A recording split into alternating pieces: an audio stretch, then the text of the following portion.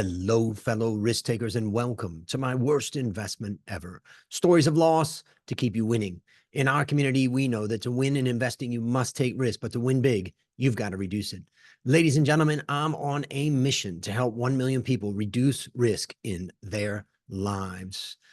Fellow risk takers, this is your worst podcast host, Andrew Stotts from A Stotts Academy, and I'm here with featured guest William Browder. William, are you ready to join the mission? I think that I may be the highlight of your entire show, of the worst, the highest risk, uh, worst investment ever. So yeah, I think let's do it. Yeah, I'm looking forward to hearing a little bit about you. So basically, I'll just introduce you to the audience. Uh, Bill is CEO of Hermitage Capital Management, head of the global Magnitsky Justice Campaign, and author of Red Notice and Freezing Order. And ladies and gentlemen, these books are available on Amazon. I'll have them in the show notes, but they have incredible ratings. So you're also a very excellent author and storyteller. So I look forward to having you on the show. Now, let me ask you, what's the unique value that you are bringing to this wonderful world? Well, that's kind of a difficult question. I think well, we can either your listeners and viewers can decide whether I've been valuable or not. But basically, what I spend my life doing now is trying to get bad guys' assets frozen around the world, have their travel banned. I don't do it for money. I do it for the good of the world, and it was my mission has been driven by the murder of a young man who worked for me named Sergei Magnitsky. He was my lawyer in Russia. I was the largest foreign investor in Russia. Sergei worked for me to uncover a vast government corruption scheme. He reported it, he exposed it, and in retaliation, he was arrested, tortured for 358 days, and killed in Russian police custody on November 16, 2009, leaving a wife and 2 children at the age of 37. And so since then, I put aside my life as a fund manager, and I've been a full-time justice warrior, going out and trying to make sure that the people who killed him face justice. And this has resulted in a piece of legislation called the Magnitsky Act. Magnitsky Act, named after Sergei Magnitsky, my lawyer, who was killed, was passed in the United States at the end of 2012. It was passed in Canada in 2017, the United Kingdom in 2018, the EU 2020, Australia 2021. There's now 35 countries with the Magnitsky Act, which freezes the assets and bans the visas of human rights violators, kleptocrats, not just in Russia, but across the world. This has been the basis for all sorts of pain and suffering by a lot of bad guys in a lot of different places. The Chinese generals involved in the concentration camps of Uyghurs are on the Magnitsky list. The Iranian security officials who involved in killing peaceful demonstrators, but most importantly, for me anyways, the people who killed Sergei Magnitsky are on the list. And this has now become a major tool for all victims around the world to get some justice.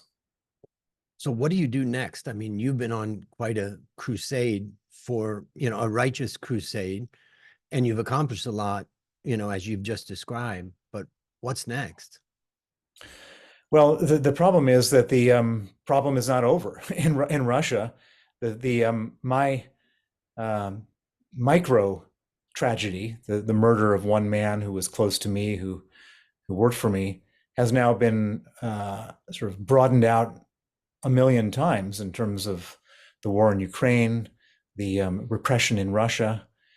And so I've got sort of 2 big goals right now. One is that a number of people who have helped me get the Magnitsky Act passed, Russians, are either dead or some of them are in jail. And one in particular, a guy named Vladimir young man, let's just say not so young anymore. He's a middle-aged man, but he's about 15 years younger than me, who helped me and testified in front of various parliaments. And he's Russian, also British citizen. And he was went back to Moscow after the war started and he was arrested and he was sentenced to 25 years in prison. So one of my main priorities is to try to figure out a way to get him out of prison, which is not something I've ever done before. And then the second thing I'm working on, which is much more broad in terms of its impact, is that after the war started, after Russia, actually Putin, invaded Ukraine, Western central banks froze somewhere between $300 and $350 billion of Russian central bank reserves. And Russia has since caused probably between 500 billion and $1 trillion of damage to Ukraine. And so one of the other big projects I'm working on is to try to get that money confiscated from Russia and given to Ukraine for their defense and reconstruction. And so between these two things, I'm pretty much don't have any time left for anything else. I mean, it's incredible because, you know, most people are on a career track and you're on a mission track. So and it's all, you know, it's all because you went and took advantage or took an opportunity that you saw. And, you know, when Russia was opening up and did what you thought was, you know, some great stuff. And then things took a bad turn. And next thing you know, your life has completely changed. And look at you on a mission, you know, probably, I guess, for the rest of your life. Yeah. Well, I was just celebrating my 60th birthday here in London, and a bunch of friends from all over the different phases of my life all flew in for a big party weekend, including my friends from Stanford Business School, where I was I graduated in '89, so 35 years ago. And it was really interesting. We had our little sort of breakout dinner before the big birthday party.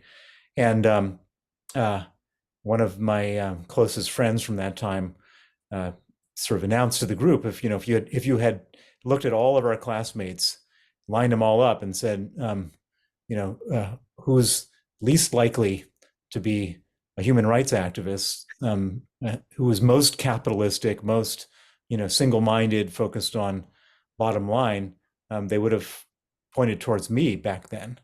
And so it's pretty unexpected that I ended up in this strange pivot, but it's a very satisfying pivot, I should say. It's something that sounds like I'm in any way unhappy about it. I think that I'm probably happier now than I've ever been as a money-making man, and which isn't in any way diminish the profession of making money. It's but fighting for justice has been infinitely more satisfying and rewarding than fighting for money. I mean, you need to fight for money, you need to make money, you need to have money. And if I didn't have money, I wouldn't be able to fight for justice. But people don't applaud you for making money, but people do if you do good. Is there anybody close to you that has asked you to stop and say, do something else? Or like, I have a friend of mine that's been in a battle, and we see it really, it's a lot, it takes a lot out of him. The battle is for something very meaningful for him in his life. And so I can see that there's no way he's ever going to give that up. But there's times that I talk to him and just say, I wish that you didn't have to be in this battle. Well, in my case, there was pretty much everybody. All smart people said after Sergei Magnitsky was killed, you should give some money to his family, put it in your past and move on. And I've seen this happen with other employers and other people who have had people killed. But for me, the idea, and this was a particularly evil thing that happened to him. He was killed because he worked for me. He wouldn't have been killed if he hadn't worked for me. And for me, the responsibility of his death sits very heavily on my shoulders. But all these people saying to me, I should just move on. That was it would have poisoned me from the inside if I had, and so I didn't, and I won't. And he put up a brave fight in a much more perilous situation in their custody. And it seems to me that I owe it to him in a much less perilous situation. I'm not sitting in Russia in custody of the criminal regime there. It seems to me that this is what I have to do. It's a moral imperative that I do this, and so it doesn't really matter who says what to me. And I had a lot of clients saying, "What are you doing?" when all this was going on, and it's this again. Money is money. You can lose money, you can make money, but human life is something far more precious and far more important. Mm. Well, it's a great, it's great for all of us, who are, doing our thing, and occasionally we stumble upon a mission, and sometimes the mission is bringing joy and pleasure to the world, and sometimes it's about bringing justice to the world. And I think, it's clear that you're, this is the right thing for you to do, and I admire you for that. So it doesn't come without risk.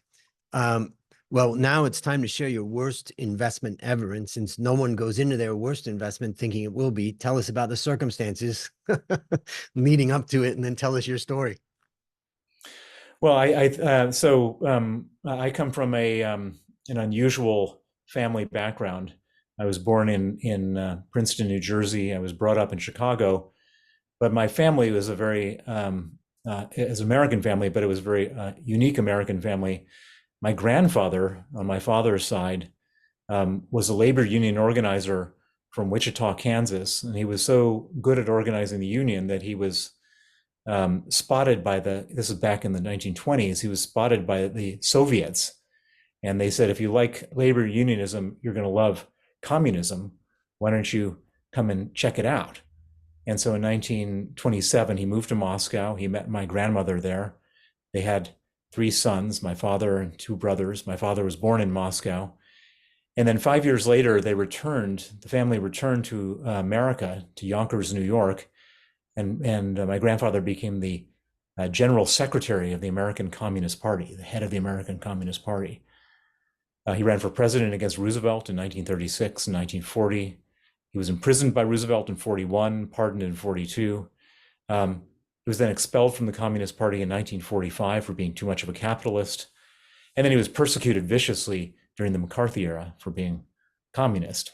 So this is my family legacy. I was born in 1964. I'm 60 years old.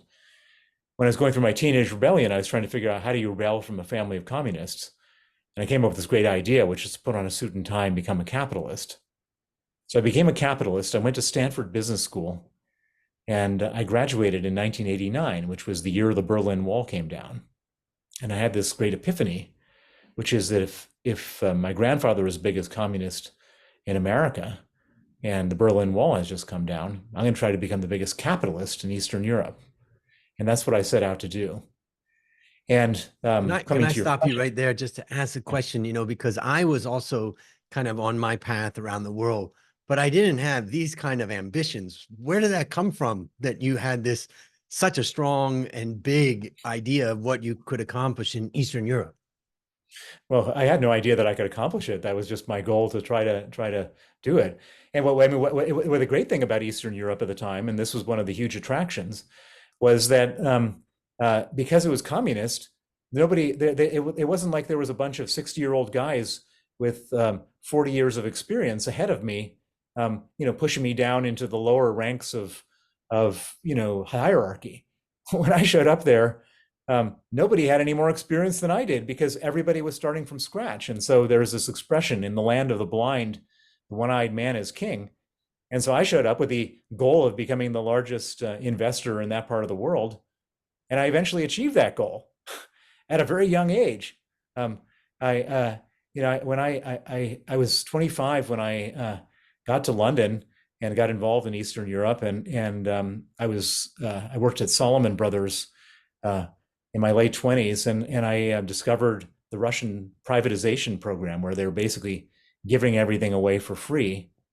And I moved to Moscow at the age of 31 in 1996, and it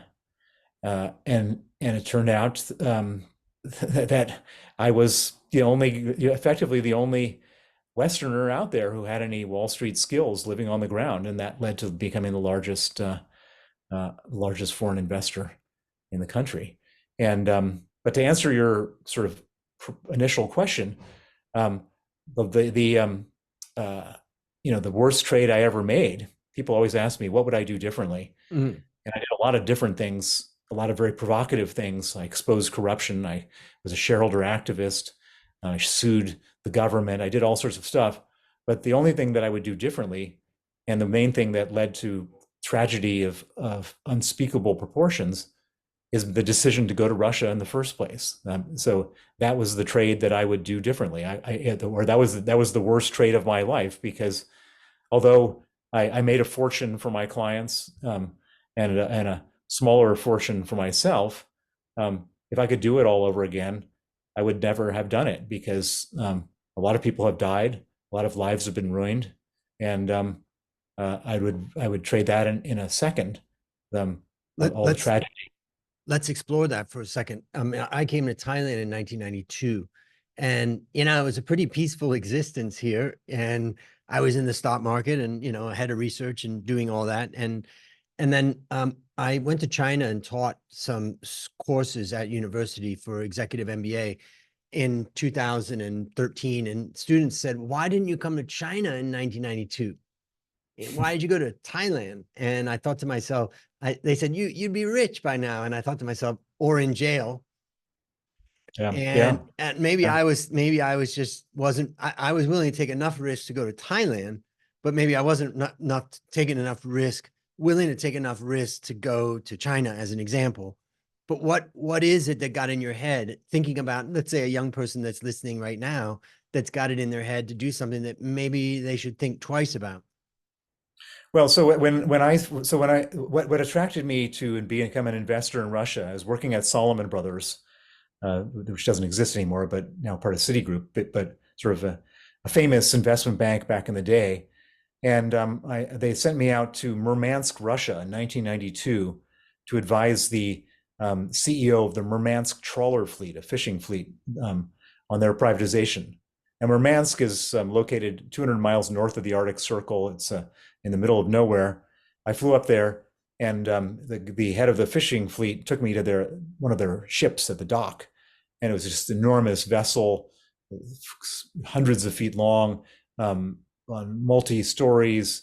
Very impressive. I said, "How much does one of these things cost?" He said, $20 million new. "How many do you have in your fleet?" 100. So 20 million times 100 is 2 billion. And he had hired me to advise them on whether or not to exercise the management's legitimate right under the privatization program of Russia to buy 51%. And so I said, "At what price is the government selling you 51%? And he said, $2.5 million. And so everything, it turns out that wasn't just the Murmansk trawler fleet, it was everything in Russia was trading at like a 99.7% discount to the comparable value of these assets in the West. And it was unbelievable. I mean, it was just, and my logic was, and here's where it's interesting. So I said to my clients, when I moved out there to set up a fund, I said to my clients, I don't know what's going to happen, but if this stuff, let's say if the stuff is trading at a 99.7% discount and things just get slightly better, maybe it trades at like a 95% discount, in which case you've made 20 times your money. And if it doesn't, then you lose your money. And so I said, let's say it's 50-50, 20 times your money, 50% chance, lose your money, 50% chance. If you do the expected value of that trade is 10 times your money. And so I went in with a very logical, sort of business school decision tree analysis, which looked unbelievably good. Like, who wouldn't do that trade? The expected value is 10 times your money. What I didn't think about was the non-financial calculations. I was completely focused on the financial calculations. I didn't focus on people being arrested, tortured, and killed. I mean, since this whole thing has happened, I've been under death threats from the Russian government, kidnapping threats. They've issued 8 Interpol arrest warrants for me, extradition requests, lawsuits. I was arrested in Madrid, Spain. I was arrested in Geneva. I can't travel to, I would never travel to Thailand, for example, Mhm. because they would hand me over to the Russians. And I can't travel to probably like 98% of the countries in the world. There's like 10 places I Mhm. can travel to. Um, and so, I guess the moral of my story is that you don't want to just do, financial calculations when you look at this stuff. And what I mean now, uh, I'm here in the UK, you know, reasonably safe. I mean, there's certainly still threats against me, but it's a reasonably safe country. But I won't now that and I'm still an investor for my own capital. I Mhm. don't. I gave up managing other people's money, but I still manage my own. And even though I made all my money in emerging markets, I'll never invest another penny in emerging markets because what I've discovered is that rule of law and property rights are paramount. If you don't have them, um, everything else is just effectively gambling because you have no idea what's going to happen. It's just like totally spin of the dice or spin of the wheel, roll of the dice kind of thing. And what you talked about the the $1 billion fleet being sold, being able to buy it, at a tiny price. Let's call that kind of the original sin. And you didn't get involved in that, so you could kind of ethically say, well, I didn't do that, rip it off the government. But did you have any thoughts, or have you had any thoughts about uh then kind of piggybacking on that and saying, well, it already happened. Now it's an asset out in the market, and if I buy it and it goes up, I'm going to make money. Was there ever any thought about the ethics of that, or is that not an issue in your mind? I'm not saying I Well, know the answer to that question. I'm just, so as you might imagine, there's lots of people who have criticized me over the years for different things that I've done. I'm a controversial person, and one of the criticisms from people who are not capitalists for the most part is, how could how could you have involved yourself in that program, that privatization program? And the answer is I didn't. All I Mm. did was bought shares on the RTS, the Russian trading system. In the same way as you'd buy shares on NASDAQ or the New York Stock Exchange. I never ripped anybody off or bought anything from anybody. I bought the stocks on an exchange, and so and those people criticize me and say, well, you shouldn't have participated. Well, I mean, so the same might be said for anyone who bought Apple shares. Why would you, if your Apple shares went up 1,000 times, somebody sold them to you, they could have benefited. That you benefited. So, I mean, it doesn't make any sense to me that you can't buy shares that are somehow unethical or bad to buy shares on a stock market. But the unethical stuff, and there's a hell of a lot of it, where the people who are bribing government officials to have auctions rigged so they could buy things from the government at prices where people were excluded and there was no competition, or people who were involved in schemes to steal money from the government. But I was doing just the opposite. I was buying shares of companies, and then I was screaming bloody murder when we discovered corruption in those companies. And most of the time, say I bought 1% of a big Russian company in which the state was a shareholder and lots of other people owned it. I was the one screaming bloody murder. The share price was going up because I was screaming bloody murder, and the state and the other shareholders were big beneficiaries. so in a sense, you purchased the shares in, let's say in a market. And when you purchased it in a market, you tried to be a responsible shareholder by saying, if I see corruption, I'm going to call it out.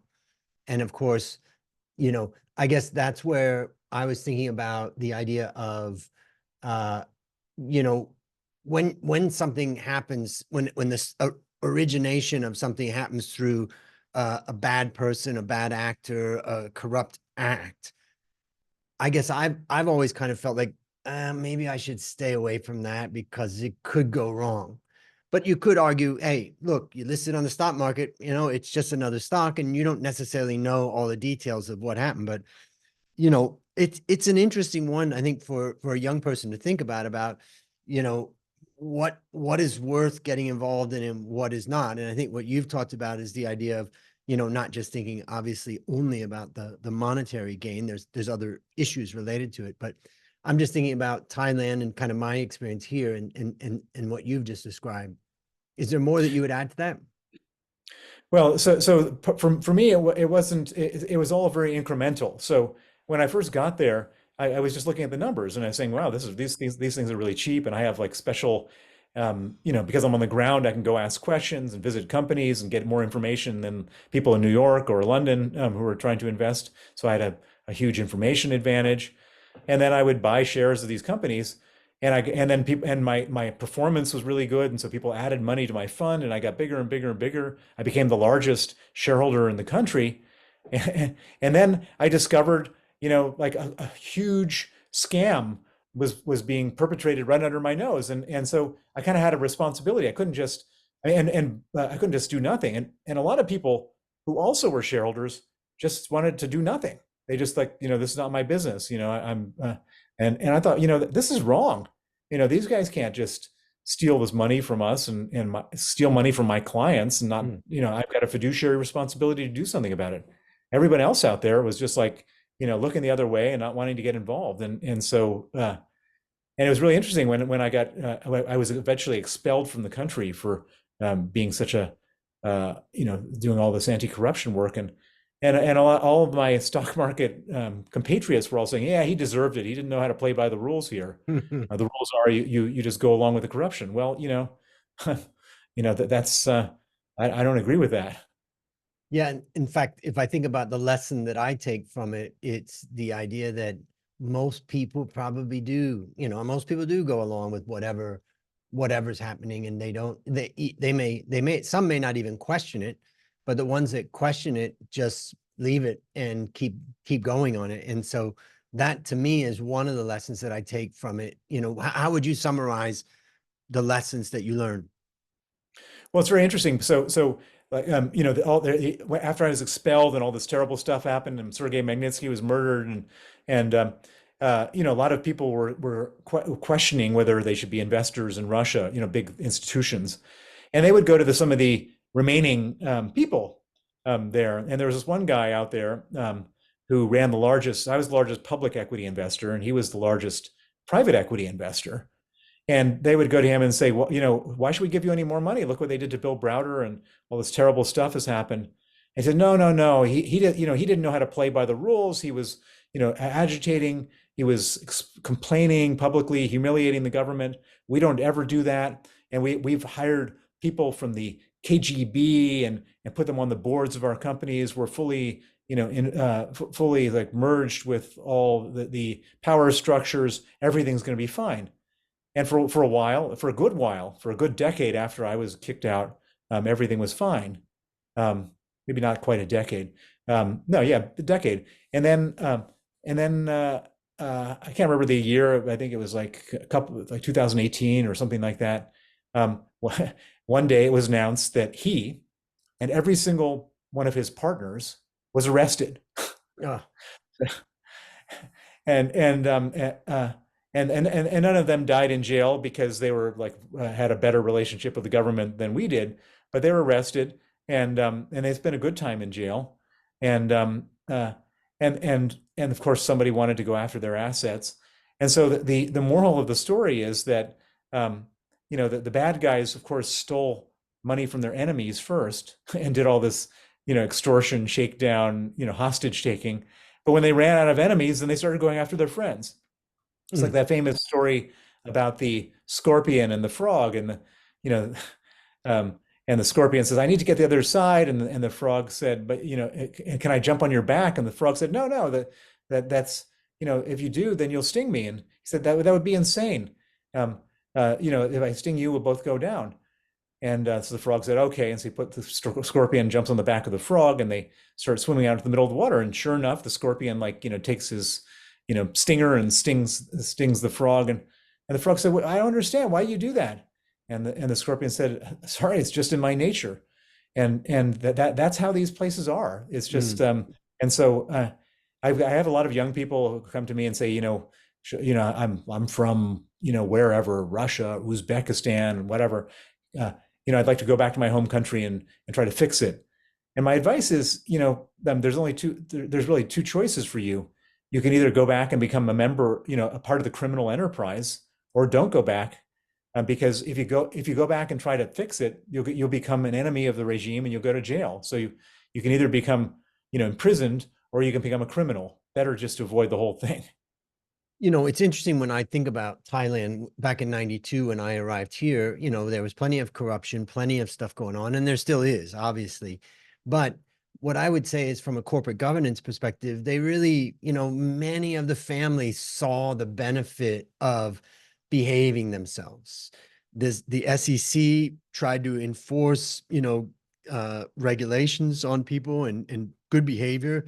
I was involved with CFA Society here, and we worked a lot with the CFA, with the SEC to try to train people in ethics and corporate governance and all that. And I would say there's some really good corporate governance companies in Thailand. I won't speak for other countries around Asia, but I know that there's plenty. What did Russia? Why couldn't Russia do that? What is the underlying thing that just makes it so it's not going to happen, or it didn't happen?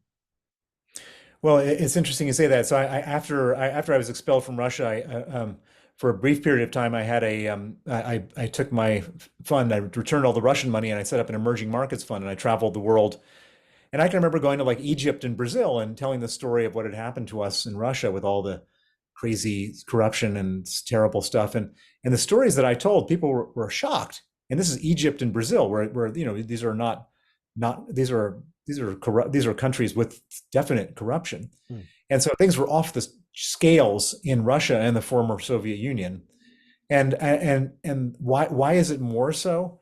I think that they just, the institutions just never developed in those places. It was sort of one of these things where, when you have a totalitarian dictatorship, and I would imagine that China is not too dissimilar to Russia. It's probably a little bit, they put on a better show, but it's pretty much, it's very, very rare for any Westerner to be able to walk out of China whole after the whole experience.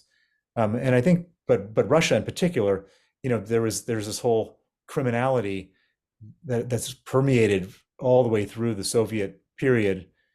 And there's a famous expression: if you're not stealing from the state, you're stealing from your family. That was the expression during the Soviet times. And so the whole thing became criminalized. And what's interesting is that, there's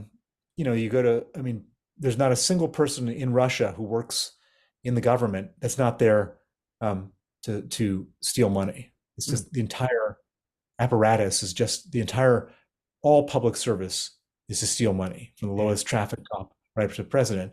And I don't think that's true in various other countries. And certainly, you can have corruption, but corruption isn't the main purpose of government. Yeah.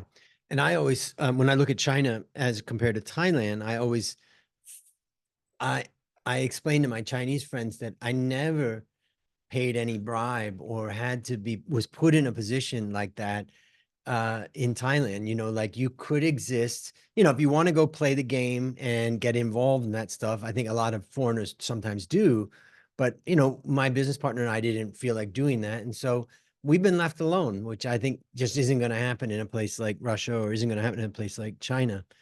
Yep. I just, to wrap up, I'd love to talk just briefly about your books. And, tell us about your writing. I mean, obviously you're damn good at it, and you're damn good at storytelling, and you've got stories to tell, of course. But I'm just curious, like, where did that come from? Were you always a writer, or did that come out of just a force of nature that, it needed to come out? Well, they say necessity is the mother of invention, and I had a story to tell that I needed to tell, which was about the murder of Sergei Magnitsky. The world needed to know that story, and I was very, very determined to tell it. And I wanted to make sure that as many people as possible understood what the Russian government did, so that first of all, the Russian government, had to take some, in one way or another, would be forced to take responsibility. But the other thing is, it's important for everyone to know that, they should avoid Russia. And so within this writing, I'm not a natural writer. I've never written anything more than a 4-page newsletter before. And it was painful beyond belief. I would say that, the hardest thing I've ever done from a, physical intellectual rigor process is to write a book. I mean, it's just so time consuming. So much goes into it. For me, it was really important that this book wasn't just a book that I wrote, but it was a book that people read. And so every page that I was writing, and this is, I think, different for me, it was different for me than it is from many other writers. Many other writers just write. And I was just thinking every page, every paragraph, why should anyone want to read this paragraph? And why should they want to turn the page? Why, I assume that most people wouldn't, because I'm that way with most books. I have a hard time getting through most books. And so I didn't want anyone to put my book down after 14 pages. And so I just kept on questioning myself and challenging myself. Why does anyone care? Why should they care? Why should they turn the page? Why should they want to know what happens next? And I just kept on challenging myself. And every time I felt, and I was really hard on myself, every time I felt like they wouldn't, I rewrite it and rewrite it and rewrite it until people would want to turn the page. Mm. Yeah, I mean, I have, being an analyst, I have a habit of putting rankings of books in an Excel spreadsheet, looking at their ranking for Google and Amazon, and then I create a composite score to try to decide whether a book is, worth my time to go in. And I can say that a 4.7 out of 5 with 45,000 ratings on Amazon is top, very top, excellent. But more importantly, 4.4 out of 5 is exceedingly high on Goodreads with 93,000 ratings. So Goodreads is the one that's, I think, much more critical. And that is, an amazing job with Red Notice. And, you've done it, with Freezing Order also. So congratulations on that. I know I've written some books, but, they're short books and they were painstaking. And someone said to me, "Oh, you're an author." And I said, "No, actually, they said, you're a writer." I said, "No, I'm just an author, right? I'm not a writer. I don't like writing. I just did it and it was painful, but I authored this book." And that's a little bit about, but clearly the work that you did on this, has shown through. So congratulations on that. And for the listeners out there, it looks like Freezing Order is got an audiobook out there. So if you're interested in listening, I'll have the links in the show notes to that one. That looks pretty exciting. Red Notice also is an audiobook. Okay. Okay, got it. Yep. So I'll have links to that in the show notes. And so last question, what is your number one goal for the next 12 months? Well, my number one goal is to get my friend Vladimir out of prison before he dies. We saw what happened to Alexei Navalny, the leader of the opposition. He was murdered in police custody. My friend Vladimir is the second most important political prisoner in Russia, and I'm desperately trying to get him out, and hopefully we'll succeed. Well, I wish you very, good luck with that. And I admire your desire to see justice. And for listeners out there, that's another incredible story of loss to keep all of us winning. And as I conclude, I just want to thank you for coming on the show. And on behalf of A Stotts Academy, I hereby award you alumni status for turning your worst investment ever into your best teaching moment. Do you have any parting words for the audience? Don't go to Russia. There it is. That's well taken. And that's a wrap on another great story to help us create, grow, and protect our wealth. Fellow risk takers, let's celebrate that today we added one more person to our mission to help 1 million people reduce risk in their lives. And this was quite a story. This is your worst podcast host, Andrew Stotts, saying, I'll see you on the upside.